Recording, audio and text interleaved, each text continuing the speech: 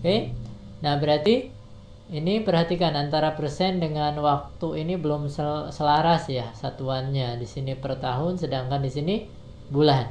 Berarti untuk waktu ini kita rubah terlebih dahulu ke satuan tahun. 5 bulan itu sama dengan 5/12 tahun ya.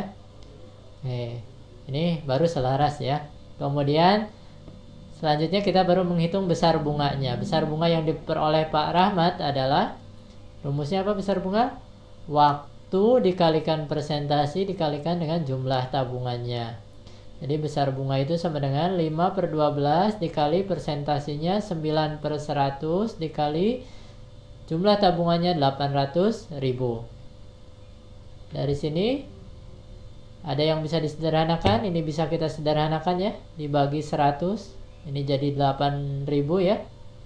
Kemudian 9 dengan 12 bisa disederhanakan, dibagi 3, ini 3, ini hasilnya 4. 8.000 ya, dibagi 4, ini bisa ya, jadi 2.000 gitu ya. Oke, sehingga 5 kali 3 itu berapa? 15 kali 2.000 itu 30.000. Jadi besar bunga yang diperoleh Pak Rahmat adalah 30.000 rupiah. Ini besar bunga yang selama 5 bulan. Sehingga besar uang Pak Rahmat, nah setelah 5 bulan berarti ingat ketika kita nabung yang 800.000 ini tetap atau hilang? Yang 800.000-nya tetap, ditambah lagi dengan bunganya. Berarti uang Pak Rahmat bertambah. Jadi total tabungannya atau total simpanannya setelah 5 bulan itu 800.000 ditambah dengan 30.000, ini jumlah simpanannya, ini bunganya. Sehingga totalnya adalah 830.000 rupiah. Bisa dipahami ya? Kita lanjutkan ke soal selanjutnya.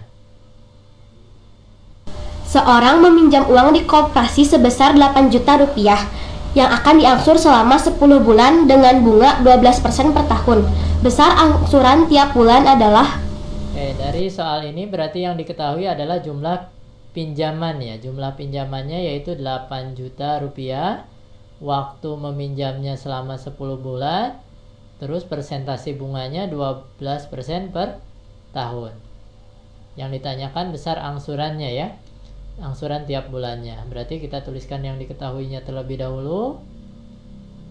Nah, perhatikan di sini satuan dari persentase dengan satuan dari waktunya sama belum? Di sini per tahun, sedangkan di sini per bulan. Maaf, per bulan ya, bukan per bulan. Jadi belum selaras ya.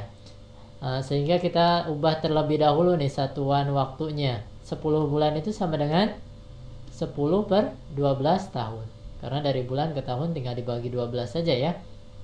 Kalau dari tahun ke bulan dikali 12. Oke, dari sini kita lanjut. Langkah pertamanya kita harus mencari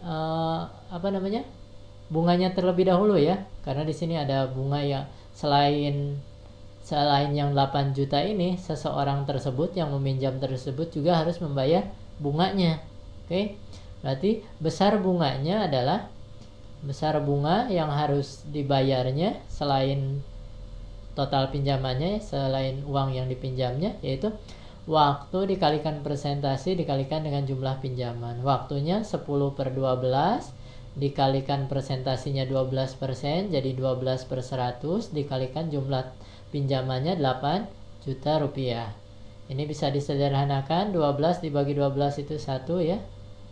Oke, 100 dengan 8 juta itu jadi 80.000 ya. 80.000 kali 10 jadi 800.000. Ini besar bunganya. Oke. Jadi seseorang tersebut itu selain harus membayar yang 8 juta, dia juga harus membayar yang 800.000. Dari sini berarti total yang harus dibayar orang tersebut itu selama 10 bulan, karena meminjamnya dalam waktu 10 bulan, berarti 10 bulan ini harus lunas, yaitu adalah 8 juta ditambah 800.000, maka totalnya yang harus dibayar itu 8.800.000 rupiah. Ya, dari sini. Nah, tapi ditanyakannya angsuran tiap bulan, berarti pembayarannya dilakukan secara angsuran ya, secara angsuran. Berarti karena diangsur tiap bulan, maka yang 8.800.000 ini dibagi dengan 10 bulan karena diangsurnya selama 10 bulan. Berarti besar angsuran tiap bulannya adalah 8.800.000 dibagi 10, yaitu Rp880.000. Bisa dipahami ya? Jadi jika ada soal seperti ini, langkah pertamanya kalian cari bunganya dulu, kemudian total yang harus dibayarnya, kemudian bagi dengan berapa bulan dia mengangsurnya ya. Soal selanjutnya, ini soal yang terakhir mungkin ya, yang akan kita bahas pada sesi ini. Perhatikan dengan baik soalnya. Untuk modal berjualan, Bu Ajeng meminjam uang di bank sebesar 10 juta rupiah dengan bunga 2% per bulan.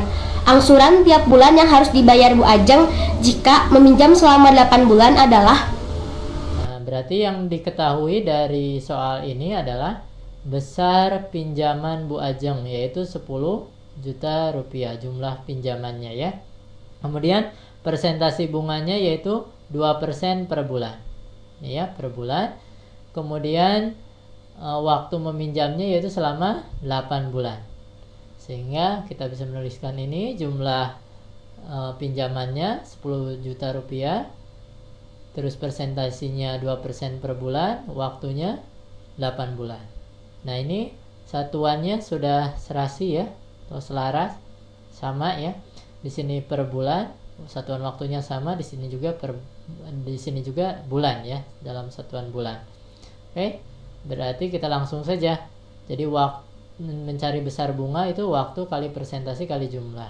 Waktunya yaitu 8 bulan dikali 2/100 karena 2% dikali dengan 10 juta rupiah. Ini bisa kita sederhanakan ya. Dibagi 100 ini menjadi 100.000 ya.